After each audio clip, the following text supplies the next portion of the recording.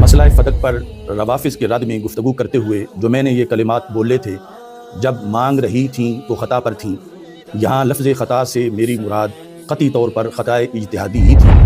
اکابر علماء اہل سنت کے کہنے پر انتشار و اختلاف کے خاتمہ کے لیے یہ الفاظ بندہ ناچیز واپس لیتا ہے۔ میں سیدہ پاک رضی اللہ تعالی عنہا کے وسیلے سے دعا کرتا ہوں کہ اللہ تعالیٰ میری ہر لغزش کو معاف فرمائے۔ بے خطا بے گناہ سیدہ زہرا رضی اللہ تعالی عنہا معصوم نہیں ہیں، البتہ یقیناً محفوظ ہیں، اور مسئلہ فتق میں حضرت ابوبکر صدیق رضی اللہ تعالی عنہ حق پر ہیں۔